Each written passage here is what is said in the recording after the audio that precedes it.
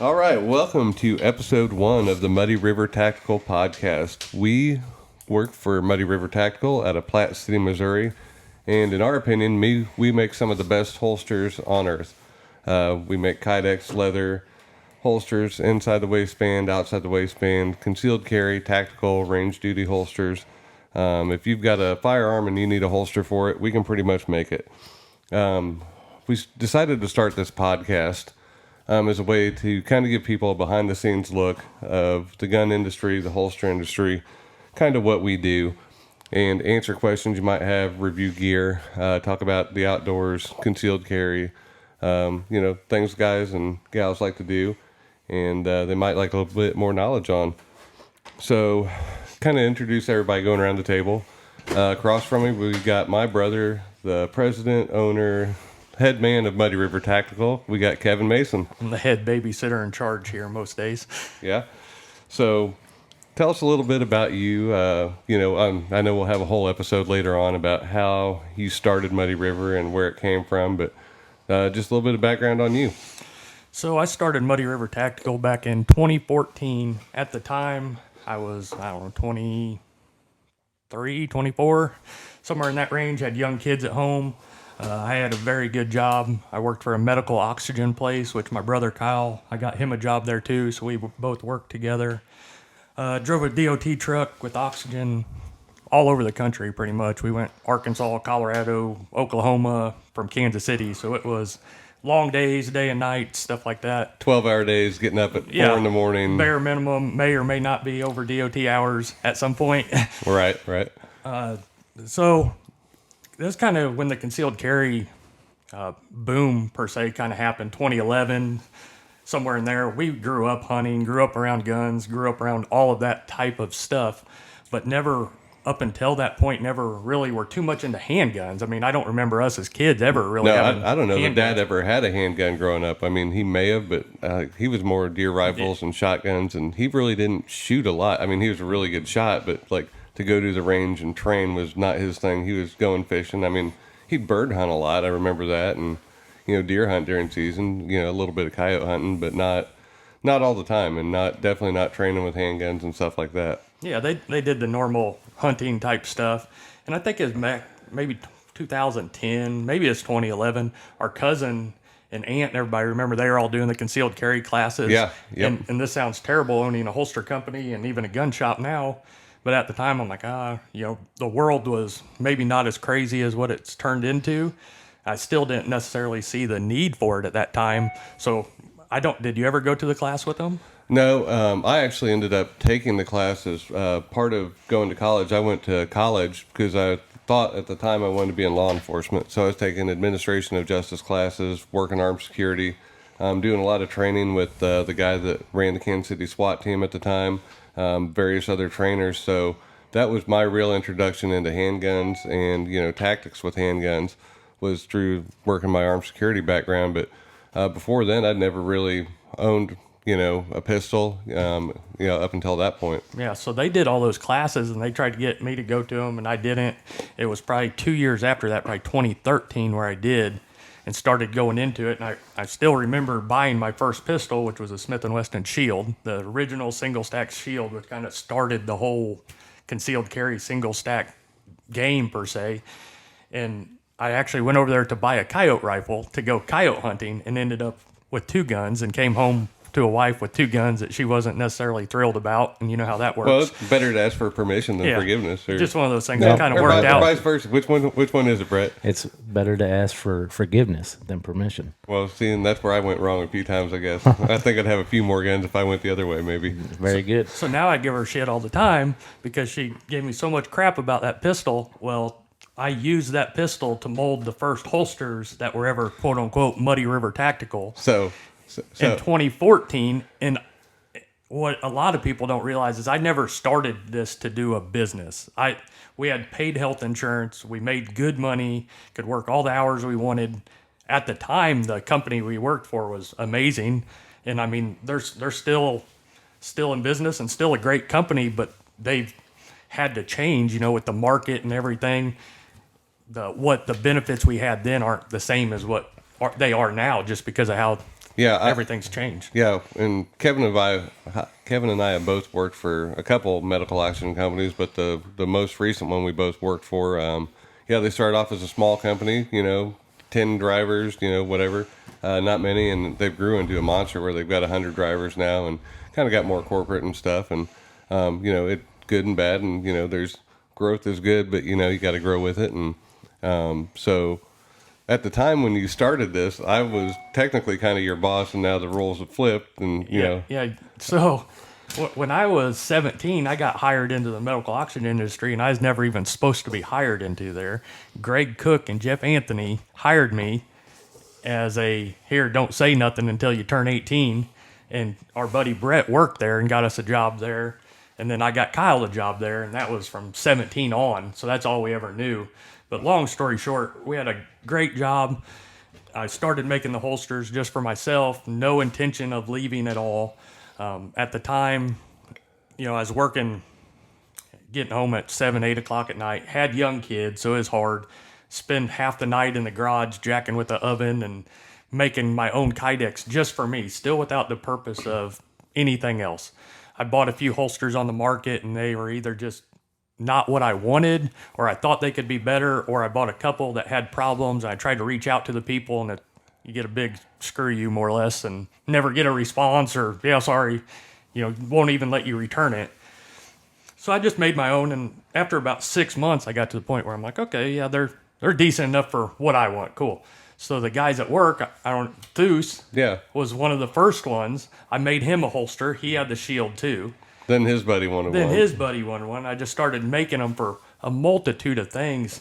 And back then, I was still learning guns. Like now, we're in it every day, so I can tell you the new guns, what this model is, everything. At that time, people would ask me, like, hey, do you have a mold, or can you make one for this? And I'd literally have to Google that pistol to even find out what it was, because I had they were speaking Chinese to me. Well, and at that time, too, for people that don't know, you're having to buy a mold for every gun. Correct. So if you've got a right-handed SIG P365, you're buying a mold for it. You're buying a mold for the left-handed.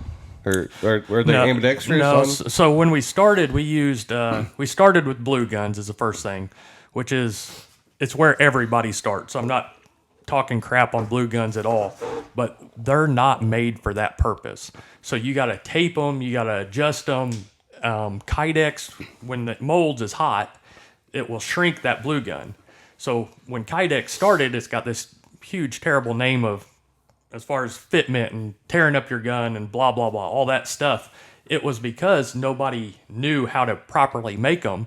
So they were either molding them off the actual gun, which has the same problems as a blue gun, because you got to tape off the ejection port, you got to tape off the trigger guard, you got to tape off all of that. Take the tape off after you do it to make sure it fits. Well, how are you ever going to tape one the same? Now you've got a sticky piece of hard plastic that may or may not be the shape it should be. It takes you an hour to prep a gun to do it, and it's still not the right way. So we did it, and then we went to, there's some different companies that make them, but they're for holster making. I won't go into the companies that make them, but they block the ejection ports off and different things like that. But these companies were still just 3D scanning them and printing them. They weren't making holsters off of them, so the tolerances were never the same. You'd have to put layers of tape on it to make the slide wide enough not to drag. You'd have to do a lot of things. Well, and even if it is exactly perfect, there's still a little bit of extra drag that you get just from the Kydex molding to it, where they don't slide in as smooth, and it kind of drags going down the holster. So. 100%. And when you're doing them that style, they're in what we call taco presses. Well, depending on how much pressure it had on that press, how the condition of the foam was, they never pressed the same. They just weren't. So what you ended up seeing was, we were one of the few that weren't this way, because we kind of modified our molds to work that way for a while. So there's no molds that were exactly like ours, because we went and spent $100 on these molds and then spent 3 days modifying it to how we wanted it, which it works, but it's still not exact. And you went one further from what I can tell. No, I've only been here the last 6 months, year or so. So I can speak more to the new way we're doing stuff. So questioning the old way, it seems to me that you ended up buying not only one of every mold, you bought two. So you had one that was taped up and then one to try and do fitment until the point where you got all the firearms to actually test them off the real firearms. So your expense was out the roof. The crazy part is if you go to our shop right now, which we don't use any of them anymore, but we'll never get rid of them. We'll just keep them as kind of the history of Muddy River per se. But we got probably $250,000 in molds. Just in molds. Just in molds. So if somebody called at the time and said, we knew we had a growth plan after we started to grow into, we didn't want to offer the 20 guns at, the Glocks, and we wanted to hit a broader market and be a bigger company than that. So we never turned anybody down, but we may have to spend $250 on a mold to get a $50 holster order. So you're doing this, and I think the big misconception I've heard, and I've heard it 100 times, and we'll get Julie on here one day and she'll speak to it, and but anybody that knows you, the common misconception is people driving through Platte City or that see you on the internet is, oh, Kevin Mason, he must have had a great start, or his dad gave him this money to start the company, or grandpa. It's can you talk a little bit of you started this driving a truck, using your own money to buy molds, making zero profit for a long time. 100%. And in business, it don't matter here, but we're in Platte City. It's a smaller town. It's whatever. That is the normal. People come into the gun shop, and Brett can testify to this, that you hear all sorts of things, trust fund, whatever. I don't care if it's our business or what it is. All the money in the world doesn't build a business. No. All it does is throw money away at something. We grew up, I won't say poverty, but we grew up on the poorer side of things. We didn't have anything luxurious. Our parents were split. Our stepdad had 4 kids of his own. I mean, there's a whole lot going on there where we never went without, but we never had anything. Yeah, and Mom, to her credit, a lot of people do it, but the stuff we did have was credit cards and stuff like that. And, Absolutely. They made long-term sacrifices to get us, a basketball jersey once in a while, or and a the nice bad pair thing of is, shoes, you're saying that she's probably still paying on credit cards that she would never tell us about from back then, probably. Right. And she did it as a pure act of sacrifice, but the conception that there's this gob of money and it's whatever, that was not the case at all. No. So I'd say 2015, 2014 is when I really started, but 2015 is when I started selling to other people. And the first one for Theus and the guys at work, I gave them to them. I wasn't doing it to make money. And at that time I still didn't. The craziest part about this story, and it's still funny today, and I tell people this and they're in amazement, and I get it because it sounds the same way to me. But Judd Ward, his daughter, Brooklyn, at the time was, I don't even know, she's married now, I think. But yeah, I believe so. She's maybe 12, 13. And she's just an innocent girl, and she's like, well, why don't you sell them on Etsy? And I'm like, what in the hell is Etsy? Etsy. So I go to a old Google machine here and type in Etsy, and it's a bunch of girls' crafts and shirts. You're like, there's no market I'm like, here. there is not a chance in hell. So anyways, I'm like, okay. I just kind of blew it off. About 3 months later, she goes, well, you sell any on Etsy? I'm like, I don't think that's going to work. She's like, well, just give me one and I'll put it on there. They put one on there. I think Judd helped her put one on Etsy. That is where we sold our first holsters. And we ended up selling probably at the time it was a huge amount of holsters compared to what we do now. It's nothing, but we were selling 50 holsters a month through Etsy. So you're making 12 holsters a week after you're working. I know you were working 60 plus hours a week. Yes, all with my wife, and you guys both know my wife, which I also refer to, which we'll get into a later episode, as Brett's boss. But that's a whole different story. But she called me every name but a white boy as far as being an idiot, because she's like, why are you doing this? I would get home at 7 or 8 o'clock, hang out with our kids until they went to bed. They were young at that time, so 10 o'clock. I had to be back up at, 4:30? You were at work at 4. So I was going to bed at 2 or 2:30, and she goes, you're a moron. Well, and granted, I probably was, because at the time it wasn't for business. Well, and I'm sitting there at the time, I'm like, Kevin, because my fear in the whole deal is, the kids are only little once, and you've only got so much time. I know there's multiple times I'm like, look, I'm your brother here. I'm saying this out of love, but make sure you got time for your family, because building the biggest business in the world is great. But, not, so you were able to juggle having kids, having a wife, working 60 hours. I did that until, what was it, 2018? I finally left here. So yeah, you had went down part-time to kind Probably of 2017. yeah, in 2017 for like And 6 actually, months. I will give a shout out to Rick on this. Me and Rick never, I love Rick to death, but as far as work stuff, we didn't see eye to eye sometimes because we've both been in the business forever. Right. You know, so it's nothing personal. You guys had worked together at Hellgate. We worked together. I Yeah. knew him from when I started at 17. But the best thing he ever did is he came to me. He's like, hey, like in a nice way, kind of pushed me out, which is what I needed. Because he knew at the time. So let's backtrack a second. It's 2015. The first of 2016 is when I hired our first employee, which is Matt, which Matt still works with us. He's up at the shop working right Yeah. now. He is our first employee. I hired him. He was working all day. You know, I think I took a couple days off or something and trained him some stuff for Yeah. a weekend or whatever. He was working during the day, and then I would come home and check his stuff, ship his stuff, and then do my own stuff. So he would help me So some you're running 2 shifts out of your garage. out of my garage, which, you know, at the time is like Kydex, a little, you know, bake oven with Kydex and taco presses and stuff like that. And Julie can't park in her own garage, Yeah, which I'm she- sure she was thrilled about She all got winter kicked long. out of her own garage, which, you know, that is a whole different story. We're just gonna have to get her on an episode and let her and that may Brett be talk for a while. Yeah, that may be a couple. I'll take a break on that one. Yeah. So it was just a weird thing. And then I think it was maybe later that year or the first of 17, I hired, there's another guy in between there, actually 2 other guys in between there, but they just didn't work out. One guy was, why I was at work, was shipping holsters to his buddies and not charging people and just the stuff that happens when you're not there to sure. manage people.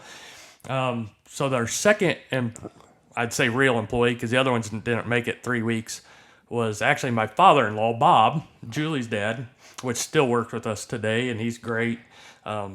He'd been in the plumbing company or plumbing business his whole life, owned a plumbing company. He's tired of dealing with people, tired of dealing with the business stuff. He wanted to work 6 to 3 or whatever and go home. So he's still with us today. So then I had both of them.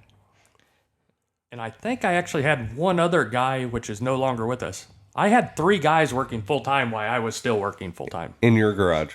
No, by then... But then you So end of 2016 or first of 2017, when Bob stopped the plumbing, he had the plumbing building that he didn't know what he was going to do with. Okay. And I'm like, well, we really need room. And remember, Julie ran the daycare Yep. in part of it, and we used part of a commercial building for the 3 employees and myself to do holsters. And Okay. then my wife did daycare in half. And then that went on for about a year, and I'm like, you got to get out of daycare, not because of the daycare. Just, we need more room. I had nowhere to go. you're getting booted out of your own house. Yeah, we had places to go, and she was kind of ready to get out of the daycare scene anyway, so it kind of worked out.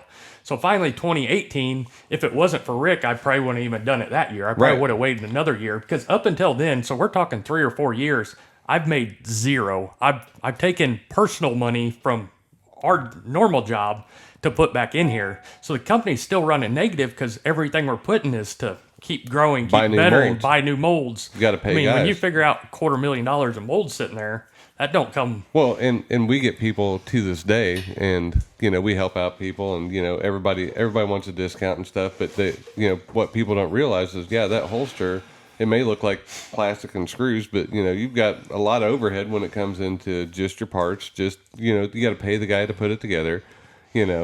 So Yeah, and I mean, fast forward till today, we got, I don't know, what, 10 or 11 employees, and getting ready to try to hire another guy.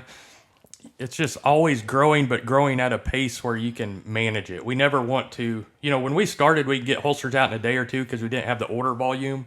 We've been lucky and blessed and got the volume we have now. So, I mean, it's 5 or 6 days for a Kydex holster. But in the market, I mean, that's still, there's companies smaller than us that are 3 and 4 weeks. and that's super fast. From like I said, I'm new to this industry. I'm not new to the compliance and manufacturing industry, but that 3 to 4 day turnaround time's huge.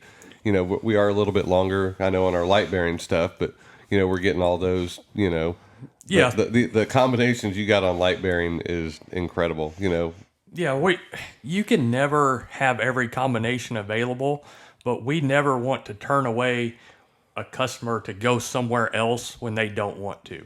You know, Right. there's a lot of good options on the market. I'm not downplaying any other holster companies. There's some other good ones out there. But as far as customer service and just overall quality and what we offer, there's not many that can compete in the price range we're in. Right. And another good thing you do, and now would probably be a good time to talk about it. You do YouTube videos and you review guns. None of them are paid. Glock's not paying you. SIG's not paying you. Walther, nobody. We are taking guns, the new guns. You are shooting them, doing 1,000-round reviews, and doing honest, just breakdowns of the gun, what you like, what you don't. And again, they're all straightforward, which I think is a really cool thing that you do. Yeah, it worked out good because I kind of go into a little bit of a tirade on that. But so in 2019, Brett worked for the other gun shop in town, which I think the other gun shop owner kind of knew I wanted to have guns at some point. So the other gun shop owner, which we'll get into him in another day, he's a peach. But anyways, he called me one day and he goes, "I'm done with this shit," and hung up. And if you don't know this guy, you'd be like, "What in the world?" But So was he mad at you? Was he done with life, or was he that's just his personality. He thinks you're going to read through. So I didn't say anything. I didn't have a chance. He hung up on me. So I'm like, okay, well, I knew him enough where I'm like, yeah, whatever. So like a week later, the guy or somebody in town goes, "So when are you opening your gun shop?" I'm like, "What are you talking about?" He goes, "Well, Brett told me," or not Brett, the other gun shop owner told me that he's done, and he told you could open another gun shop. I'm like, "Well, no, he actually told me he's done with this shit," and hung up. So what was it, like 2 weeks later maybe? You came? If that, yeah. I knew Brett from just walking in the gun shop. I didn't know him personally. I walked into that gun shop, and it was a smoky gun shop. It was just an old school gun shop. Old school, So- kind of, what do you want? Get out of here. Not welcoming, just kind of It was a local hangout more than it was Sure. a gun shop. And a lot of gun shops across the country are like that. So he came to me 2, maybe 3 weeks later. Yeah, as soon as I heard that you were possibly going to open something up. Yeah, he came in and was like, "Hey, do you need help?" And I'm like, "Well, actually," and for people that know me, and Brett can laugh at this, I don't say no too many times. I'll say yes and then figure out how to do it. Oh, I made a career doing that. So- You bet. So I was so busy with the holsters, I couldn't run a gun shop, but I wasn't going to let somebody else come in the town that we're trying to build a business in and open one. Oh, no. And it's not even a gun shop to us, and Brett can even attest to this. It's a great local service. It's never going to be the majority of Muddy River Tactical. That's not what we want it to be. But it's a huge local service, and we've got a ton of people that have bought holsters from us for years. I mean, how many people have come into the gun shop, Brett, and go, "I got your holsters. I didn't know you were here." Absolutely, every day. I mean, Every day. it's absolutely crazy in a town like Platte City how that happens, but that is what happens. So that's where the gun shops really benefited us.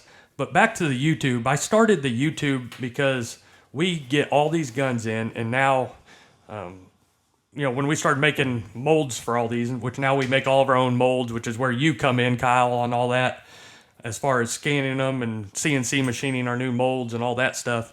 We have to get these guns anyways to make sure they fit. You know, there's so many companies on the market that buy the $50 blue gun, make a holster, the blue gun fits, so they assume it fits. Well, that's where they go wrong, because I can tell you, we got $250,000 of actual good molds up there and probably another $50,000 of blue guns, and there ain't a blue gun one that fits like what the real gun does. And I will tell you, without a doubt, we have done some of those, and we're 3D scanning these guns, putting them in, and like it was one of the Ruger revolvers we just did.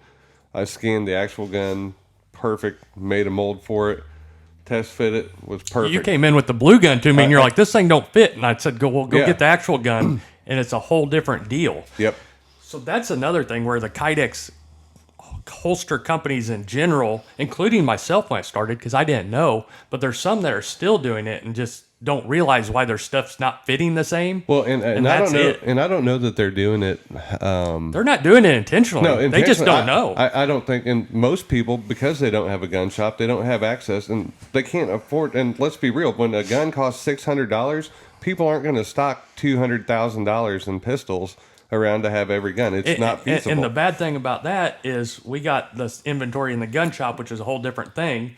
But I hate to even know what we got in actual guns, because now the way we do everything, we test fit off actual guns. Correct. So we have a whole bunch of guns that are never there to shoot. They're a business expense. So when you talk about building a company, and a lot of these guys that didn't start the way we did, like if I look back and if I didn't work full time and work 20 hours a week or 20 hours a day between the two jobs, right, you can't start a business unless you're going to go millions of dollars in debt and risk everything you got. Which you didn't do. Which I didn't cash do. rolled it yourself by taking nothing. You can't build up to that. So like people all the time, there's plenty of room in the holster market. There's more. We could never, as one company, we could never do all the holsters in the market. Oh, no way. So I've never wanted to downplay anybody, but the reality of the situation is, especially with today's economy, it would be very hard. And even in our situation, I think we made some mistakes. We did a lot of things right along the way. With the economy difference now, I don't think I could start over now if I had waited. No, probably not. And the other good thing, back to the gun shop and having it is, we get to see these pistols and we get them while other companies may be waiting for XYZ company to make a mold of it or a 100%. plate. We get that gun as soon as we can get it. Yeah. I 3D scan it, and normally it's by the time the gun releases, we've got a holster ready for it on the market. Yeah, and that's where the YouTube comes in, because I feel like it benefits both sides of the business. I never started YouTube to monetize it like what a lot of YouTube channels do. We have the guns anyways. We're already spending the money. It's not like I'm spending money on guns that we're not using. It's stuff we have to have. So there's a lot of these guns. I mean, they're Walther PD380 that we just did the review on this week that's on YouTube now. That Yeesh. I'm a Walther fan, almost a fanboy as far as PDP goes. Yeah, you carried that gun for a long time, didn't you? It's in my desk at the shop. I mean, it's my favorite. If I'm going to the range, that's what I'm shooting, if it's not that.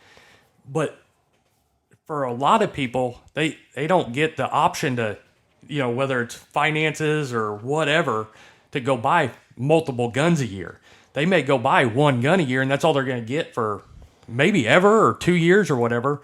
So for these people to go out and buy something, I felt like we owed people an honest opinion of stuff, because if you look at YouTube in general, not that there's not some good ones out there is, but a lot of them, because of how they are monetized and getting free stuff from people, they may not lie to you, but you get a biased side of it. You're not going to say, oh, the trigger sucks on this gun and the mag release is terrible. Whereas us, we don't rely on them. As far as our relationship with gun manufacturing companies go, it is a straight marketing department. It's the only people we deal with. And the only reason we deal with them is to buy the guns, not give us the guns, buy the guns early so that we can have holsters ready for everybody when the guns come out. So every gun that we have done a review on, we have bought, paid for, signed, sealed, delivered, and... Yeah, you can go through our YouTube channel now, and I mean, I've been doing it, I think, a year. Yeah, close. Something like a year, and it's disturbing to look back on, because it's no matter what, whether it's a podcast or whatever, when you first do something, if you look at the videos now, I'm like, geez, that sucked. But and they probably still suck, because I ain't a video guy. I just wanted it to be an honest thing. You got the voice for radio, and I got the face for video, so... Yeah, well, that will be a whole different conversation. But so that's why we started that, and it's worked great. And I think we're up to like 9,000 subscribers now, which in the big picture isn't much, but we're not doing it for any of that purpose. If it helps one person, that's all that matters to us. And especially our local customers. How many local customers come in the gun shop and go, oh, I bought this gun or didn't buy this gun because of this? It's getting more every day. And that could be bad. Like that PDP. Yeah. We got 2 of them, I think. Mm-hmm. I'm down to 1. It's just... But, so what I say is kind of hurting that side of the business, but that's not the point. It's the being real with people, and people appreciate that more than not. If you're on there, especially when you own a gun shop, part of it too, they think you're there just to BS them through the whole thing. Right. And we're never going to BS it. No different than holsters. People call and be like, hey, why should we pick you over everybody else? I get that email almost daily.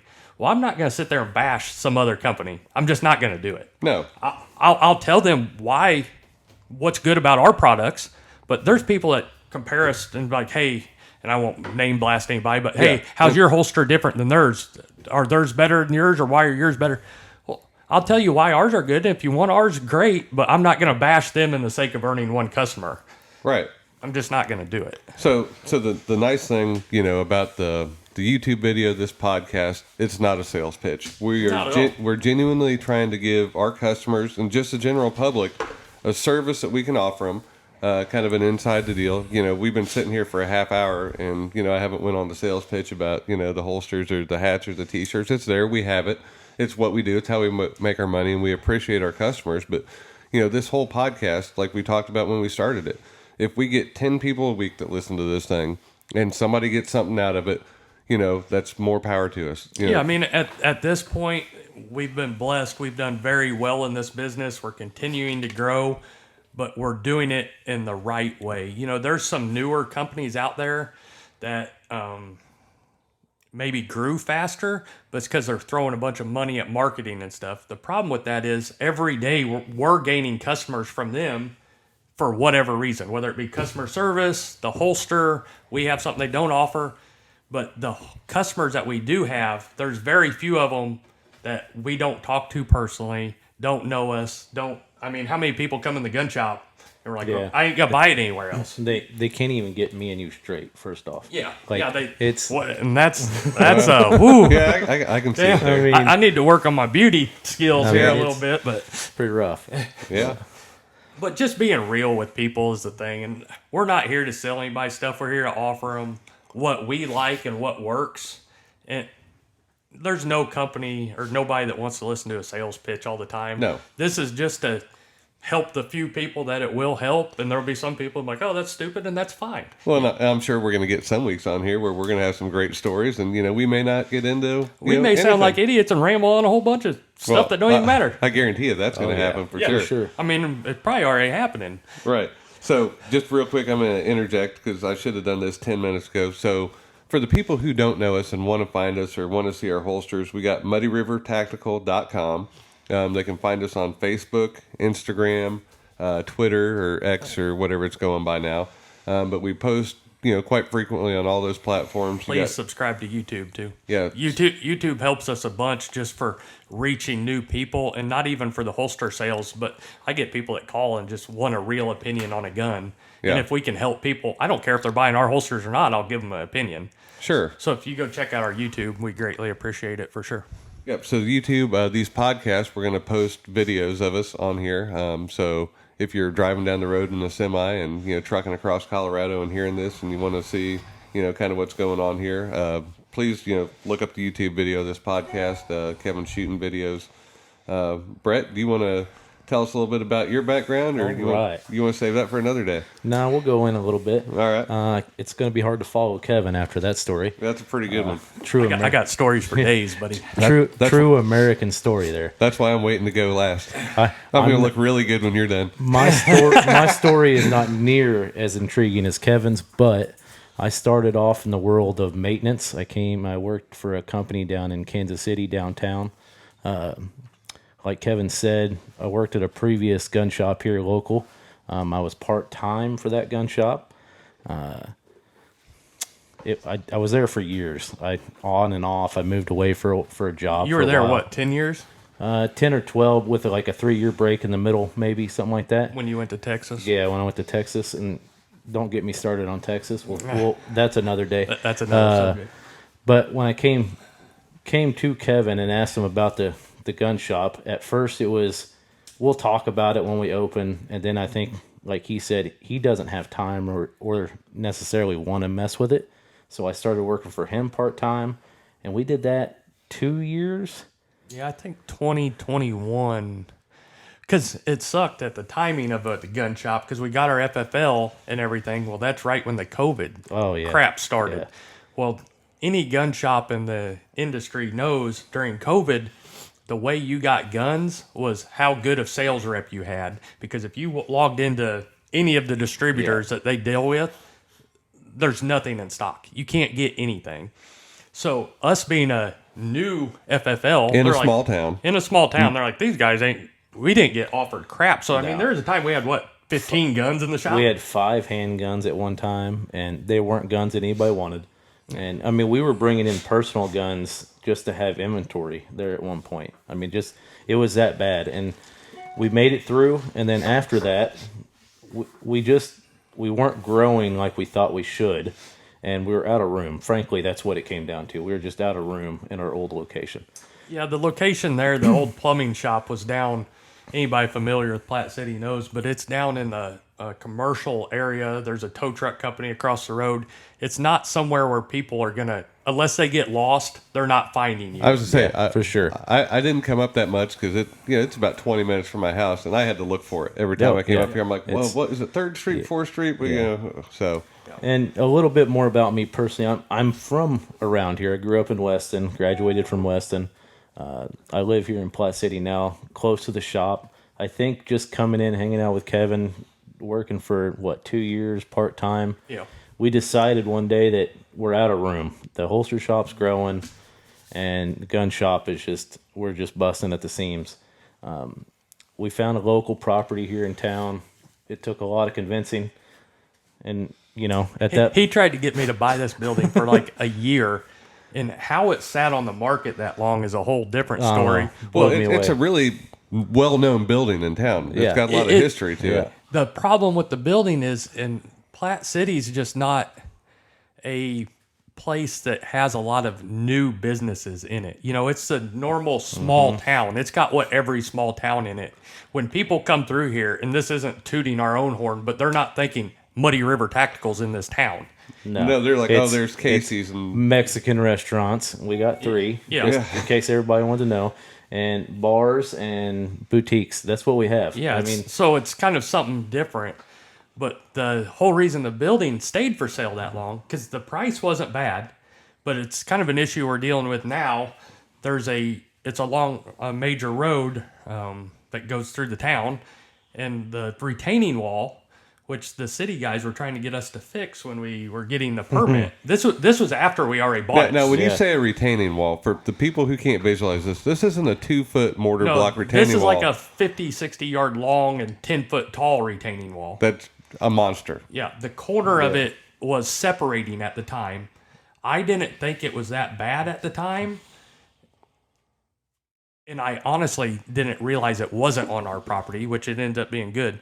So when we bought it, we first bought it in 2021, I think? 21, yeah. It's like January, December. We had the guys come in, totally gut the place. It was an old building, totally gut the place. And it worked out because there's some cool beams in it above that nobody knew. It had old drop ceilings in it. Yeah, those beams are great. Just looked terrible. And then they're tearing, because they're just going to put a sheetrock ceiling in it. They're like, well, you may want to come look at this. And there's cool beams up there. So it's super gun shop oriented and looks cool. But long story short, we built that, moved in there. Then we were going to build the holster building behind it because the lot's big enough to have another building. And we're actually going to put another building on there at some point. But the city guy's like, well, you need to get an inspection first, or not inspection, survey. Survey, yeah. So we go through all this. Well, he's trying to find out that retaining wall was on us to try to get us to fix it. Okay. So after we got that survey, we never heard anything about it again. So Right. I knew it wasn't on us. And then they made us put in a sidewalk that goes to nothing, Yeah, that's another story. which is a whole different story. I'm sure that was cheap, wasn't it? Yeah, so just, whatever. But at that point, we just needed it done. Well, now their wall's falling, but there's been, 5 or 6 people that have come into the gun shop when we were remodeling it, thinking that we were selling it or renting it or whatever, wanting to buy it because they found out it wasn't on there. Mm-hmm. That's why nobody bought that lot, because they don't want to fix the wall, which we're going to find out now who fixes it, but it's not on us, so that's a good thing. So to recap a little bit where I was leading with that is, in 2 years' time, we went from starting a gun shop in a little bitty hole-in-the-wall building, let's just say it that way. Yeah. Great building, perfect, nothing wrong with the building, just small. It's outgrowing. We open up, we get to buy the new property, we're remodeling, we're doing all this stuff, and then in the same conversation, Kevin's got to figure out who's going to run this gun shop.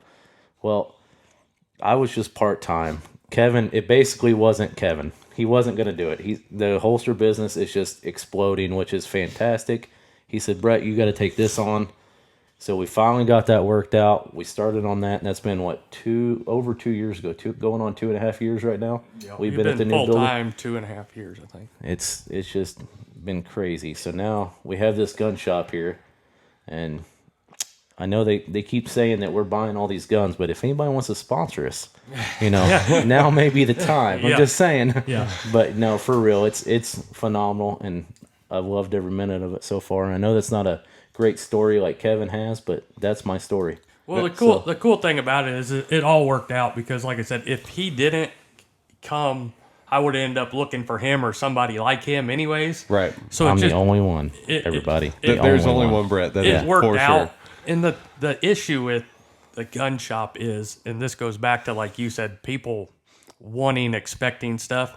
I'm in some ways, I can be an asshole too, but in some ways I'm too nice sometimes. So like Brett can attest to this. If I'm in the gun shop, they will not talk to Brett to talk to me, but the reason is they want a deal on something. Well, every time. And the thing I didn't know until I came here, I was always under the impression that guns you made a fortune on. There's almost no markup in guns. No, there's no money in guns. By the time you pay somebody that's capable like Brett to run a gun shop, the market on guns alone will not. You got to sell something else. Like for us, the holsters is the saving grace. If we didn't sell holsters in the gun shop, it would be a break-even proposition. Yeah, and I think easy. I'm a better salesman than that. Well, I'm just saying. Yeah, he'll sell you this pen for $75. So you got to watch Yeah, out. we'll work on that Easy. on the next Only episode. if it's used, Yeah. right? Yeah. But no, for real, like, because I've had people since I've started here. Hey, can you get me a deal on a gun? I'm like, hey, I would love to. I would love to help you out, but it's just not there. And the reality of the situation is, and what a lot of you going back to the perception of any business, and it don't matter if it's here or there. What they don't realize is all the cost with any businesses. You know, you start getting 10 employees and 401k and everything to take care of them. You know, you got a big expense every 2 weeks just in payroll, plus the buildings, plus everything. Especially on the gun shop side, we can't support ourselves giving stuff away. I'm trying to say I'm expensive. You are expensive. He's worth it, though. He is worth it. I talk a lot of shit on Brett, but he's worth it for sure. He knows I don't want to be in the gun shop, so he's kind of got it by the. I will say I was never as bougie as I am now. I will say in the last 2 years, you've rubbed off. I'd say you've tarted it up a little bit. Drinking wine now. Nah. No. I'm out. I'm out on that. I got him some fancy boots finally, though. The fancy boots finally came in, but Man, what year are those fancy boots at? These Adidas are kind of cold. we got about Kind of cold in here. year 5, buddy. Year 5. Fine. All right. I'll give you the quick. Yeah, let's give a quick version of you, and we'll go over SHOT Show real quick. Yeah, no, that sounds great. So, like I said, Kevin and I grew up small, North Kansas City, Missouri. Didn't come from a lot of money. Our parents had expectations of us to do the best we could, no matter what. Your job. And I will give them that. Both of our parents, they never let us be halfway at anything. Right. And growing up, you're like, man, they're an asshole or whatever. But looking back on it, Yeah, you decided you were going to play football. You played the season. You signed up for the baseball team. You're going to finish it out. School was your job. Yeah. You had to get good grades. There was no doubt about that. You had to respect mom. You didn't get away with pulling anything over. Pulling anything over on either one of them. Mom, and she's going to kill us for talking about this, and we're going to have to get her on, but. She used to carry a wooden spoon in her purse. She used to beat our ass with that wooden spoon, and now our kids could go do anything they wanted and get away with it. Hey. She's got selective amnesia on the wooden spoon. This She's is like, I one of- never did that. I'm like, This is one of the nicest ladies I've met. Okay, so you guys stop. hey, So, we're going to make her a holster for the wooden spoon because she had that thing on quick draw. She's an old lady trying to get to heaven with the grandkids now. That's all I'm saying. That's all I'm going to say about that. But so, yeah. But I'm glad she did. No, Put it that way. Yeah, but I will say, Mom 100% put us first all the time, no matter what. So yeah, we love you, and we hope you think this is as funny as we do. But anyway, grew up there, went to high school in North Kansas City. Our grandpa was captain for North Kansas City Police Department. I thought I wanted to be in law enforcement, so I started taking college classes, working armed security. And the more I worked armed security and was dealing with that sector of society on a nightly basis, in the 2 years I was doing it, I was kind of getting jaded already just by doing it and dealing with the same people every night. And that's about the time Kevin was down at the oxygen company, and I was working overnights making no money and, risking my life and just dealing with bad stuff every night. And Kevin's like, hey, come down here, fill oxygen bottles. It pays more than what you're making. And, it's 4 a.m. till noon. So I went down there. I didn't give a crap about filling oxygen bottles, but it was a good job. I was off by noon. We'd go deer hunting in the afternoons, go fishing, whatever. So I had my afternoons off basically, and did that for years. And I got to the point where, you went to Pure Air first, right? No, I went to Pure Air first. So I'd started. I got you on at Hellgate. Yeah, you got me on at Hellgate. And then you got me on at Pure Air. So I started filling bottles on the rack, and it's never ending because by the time you fill all the bottles that are over there, here come trucks with more empty bottles. So there's never a sense of accomplishment like you did anything. Are you the guy that can throw the bottle up in the air and stack them? No, but we can spin too, like a circus monkey. Yeah. Oh, that's a good trick. So my boss at the time had me doing deliveries because I was one of the only guys there that if he sent you out in pickup, I would go do the delivery and come back and not go sit at Casey's for 45 minutes. Yeah. I'd go get my shit done and come back. So that turned into being a driver, and like he was talking about our parents, like my goal is to be the best guy no matter what I'm doing. So if I'm working in the gun shop, I'm going to say, Brett's the best guy in the gun shop. What does Brett do that makes him successful? And I'm going to emulate that, and I'm going to try and figure out how I can be even better. It's easy. Yeah. Kevin doesn't want to do it. Well, there you go. It's pretty simple. You can't put Brett on your standards list here. So I kind of took that mentality, and I was like, all right, this driver's been here forever. What does he do well? What does this guy do well? And got to the point where our driver manager at the time left, and they're like, hey, do you want to be the driver manager? Did that. Again, did really well at that. Filled in on routes. Did stuff nobody else wanted to do. And there's times where Kevin's like, look, you're getting taken advantage of. And I was like, yeah, that may be so, but I want to, keep moving up in the company, and that's the only way to do it. So I was ops manager there at Hellgate for a while, and our boss, Jeff, had left to go over to Pure Air, and it just got bad at Hellgate, and he'd been trying to get me to leave for about a year, so went over to Pure Air. And when they had started 7 years before that, Mike Carr, Yeah. and it's funny because we had lunch with him and Rick not too long ago. Yeah. But Mike Carr, I remember, he called me before you ever went because Rick told him that I could fill oxygen and they needed somebody. So I had just started at Hellgate, and Michelle, I think, was out of work at the time, and I'd only been at Hellgate like 3 months, and it was paying steady, and we had a house and everything. And Mike Carr was opened up Pure Air, and he's like, "Hey, come have lunch with us. Come work over here." I'm like, Kevin, I don't know that I can go work for a startup company with Michelle not working, right now. I need something stable. This is stable. I don't know if I can take the risk. So we completely blew off lunch. Didn't think anything about it. Go. So 7 years later, Pure Air's growing and just kicking Hellgate's ass, like up and down the block, like just destroying them. And I'm having to call the owner every day. Hey, Pure Air took another one of our accounts, and So finally ended up leaving, going over to Pure Air. And when I interviewed there, all they had was a driving spot open. And the vice president's like, you were going to leave being an ops manager to come be a driver. It's like, yeah, you guys are growing. I want to be a part of something, And I'm going to work my way up, and I'll be one of your managers one day. And he's like, yeah, whatever. So fast forward, essentially did the same thing. Was best driver there, had people there like, oh, you're just trying to make us look bad. I'm like, man, I don't really care about you. I'm doing my job, and I'm going to do it the best I can. I'm going to go home. So was in charge of FDA, DOT, OSHA, PHMSA, Missouri Board of Pharmacy, all these compliance. And if any of you have dealt with compliance, it changes all the time. And you've got all these different agencies, and it's always your fault. And it's always your fault, and it's a super, super high-stress deal because you have to deal with audits from every one of these companies. And, IFTA mileage, and like just all this stuff that went into it. And during that course, I had a heart attack. So I wonder why. Super stressed, had a heart attack. And at the time I had my heart attack, Kevin's like, look, I'm going to figure out a way to get you here. And I was like, that's when you guys are doing your shop and getting Yep. through everything. It's like, Oh, yeah. look, I never want to come over and make it weaken the company. Well, Yeah. the thing is, and this isn't to downplay anybody, but there's certain people that can be in the holster shop and production stuff, and there's certain people that can't. Brett, for one, cannot be a holster guy. Nope. I would kill him as a holster guy, and he would kill me. Let's and be honest. We'd be wrestling like Beavis and Butthead in the back, so he's just got to stay over in the gun shop. Yeah. You've begged. But- I said no. But for like let's you, be Kyle, honest. you just had a different skill set, and in I've gotta all be reality, you made enough money doing what you want that I could never.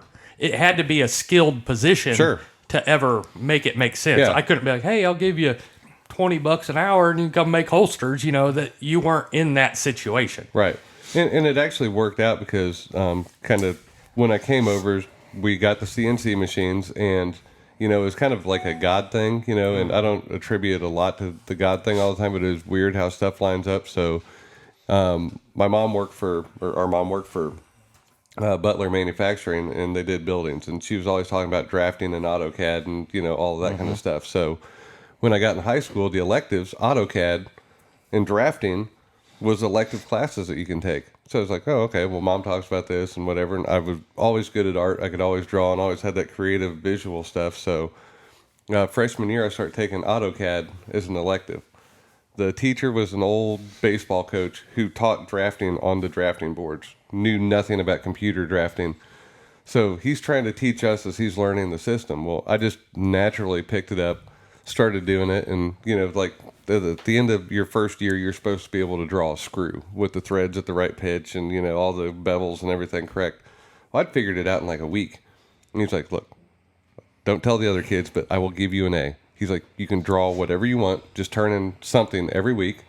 Help the other kids with their problems, and you can take this class. So I took it. I think it was 3 years, 3 years, whatever. As long as they would let me take that class, I signed up for it every year. Because I had the Discman at the time. We didn't have the iPods. It was a CD player. I had my CD player listening to Metallica or whatever. Well, at the time, you had no idea that you'd be making money off of this Oh, later. no.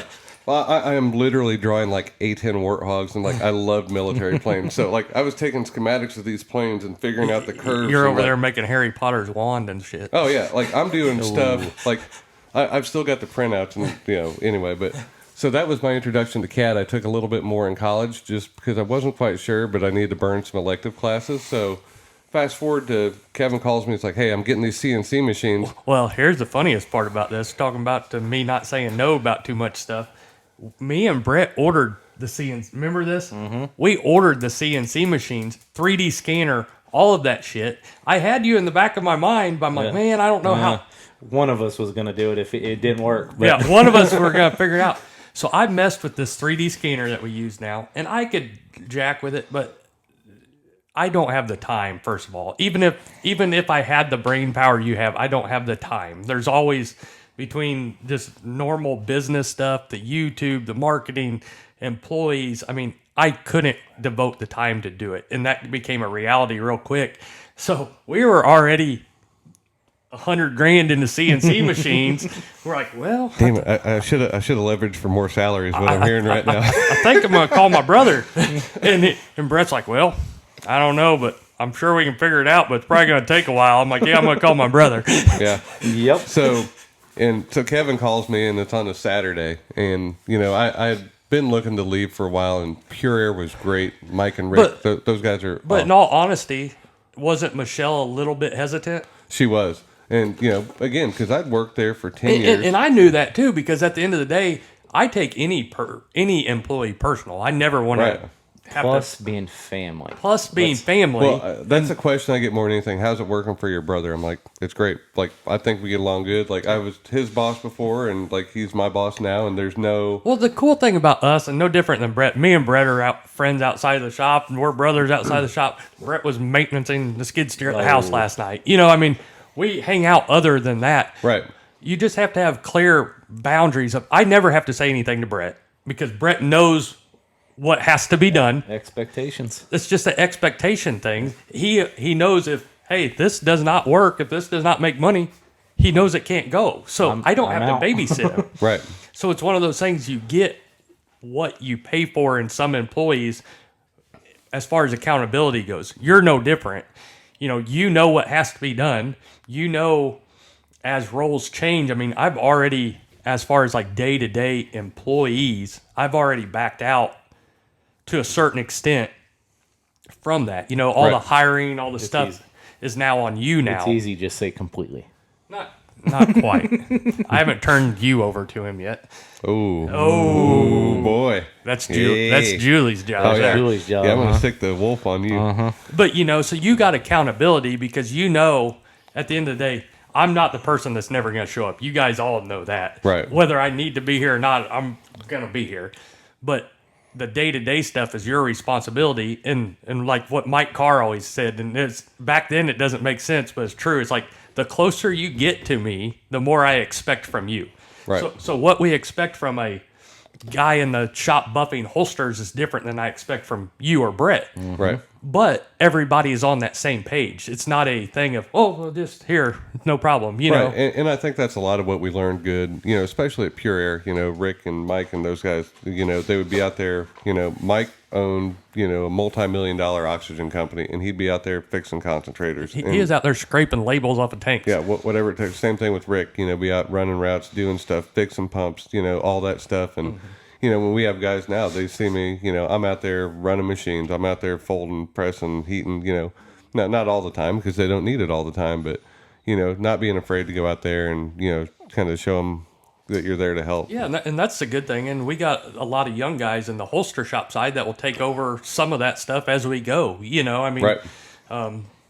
Bob and Joe are two of Bob's my father-in-law, but two older employees that are not on their way out, but they're not a career guy. Yeah, they may be done having fun one of these days. Yeah. So, I mean, Bob may work until he's dead because he can't stay. You know what I mean? But they're not a guy that's going to be here 20 years from now.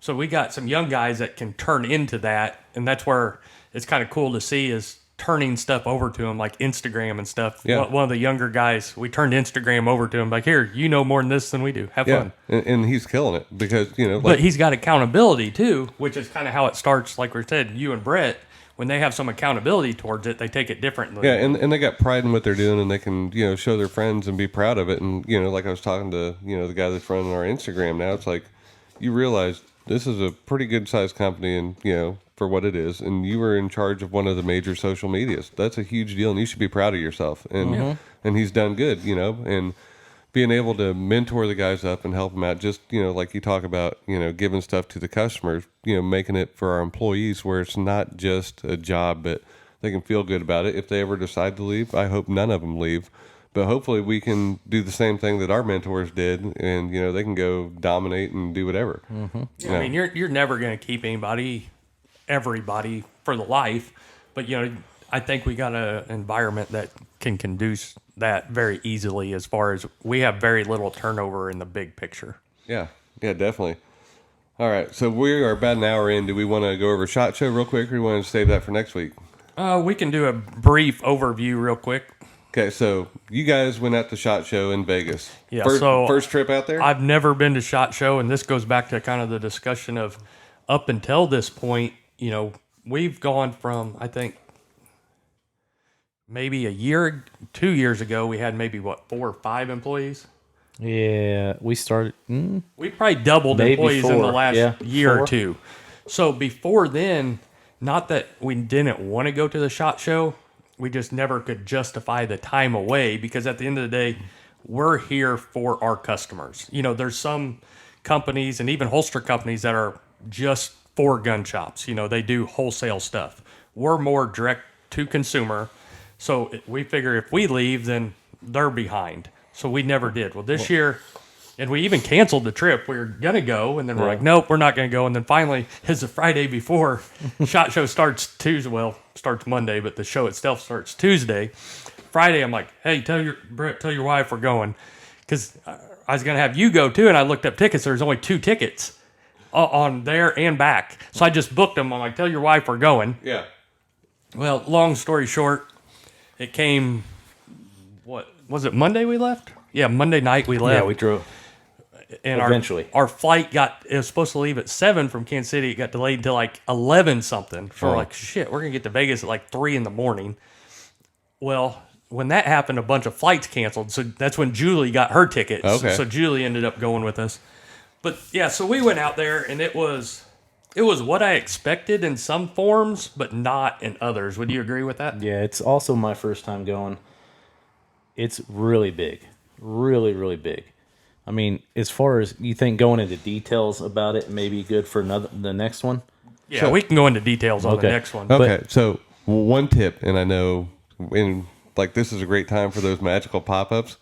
You're gonna have to give them a tip on rental cars and maybe what you should plan in advance for rental cars. So this is where, when I booked a rental car, I thought it was just me and Brett. So, and it's Friday before the SHOT Show. So let's mention rooms that should be $80 a night are $600, $700 Oh my a night. God! Can you imagine what they are for the Super Bowl this weekend? Yes, even worse. So everything's inflated. So then I get to Go a rental Chiefs. car. Go Chiefs. Ideally, if you're going to SHOT Show, you want to stay in the hotel that it's in so you can walk up and down and be done. If we go back, that's what we're doing. Oh, for sure. Yeah.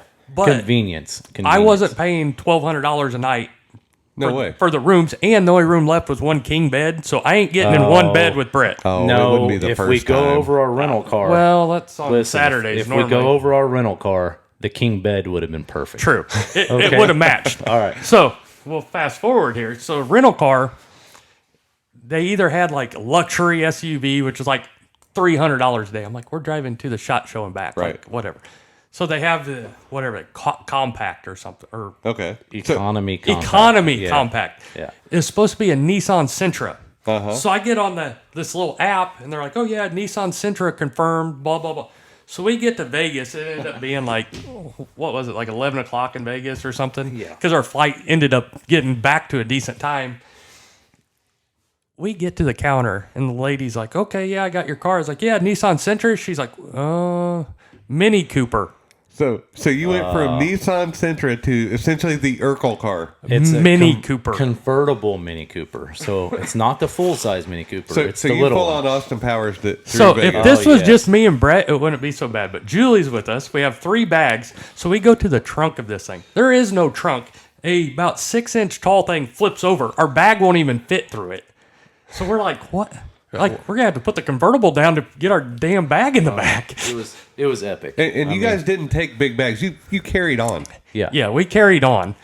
So I will try to put a picture of me and Brett in this thing. We ended up going to the, what was that, Hoover Dam? Hoover Dam, yeah. We got pictures of me and Brett at the Hoover Dam holding hands next to it because it was just that kind of car. Oh yeah. Oh, it you was- got to. I mean, you're there. So. Yeah. We should have kept a king bed. I'm just saying. Like And then I did a skateboard slide with quote unquote Mini Cooper. So we're at this. We're going to Vegas from the Airbnb that we ended up getting. Okay. Is like 15 miles outside of Vegas Oh, because shoot. it was cheaper. So we're driving, and there's some. Was that the day there was somebody next to us with a nail in the tire? Or yeah, it was a truck next to us had a big nail. So nail in we the tire. So he's hanging out the Mini Cooper, which he looks like a gorilla in a micro machine anyways, hanging out the Mini Cooper trying to tell this lady that there's a tire, this big lifted truck, that there's a nail in the tire. So anyways, I'm half laughing at him. In this Mini Cooper, I got to bend down to see the stoplight. Oh, so, my God. So I'm bending down trying to see what's going on.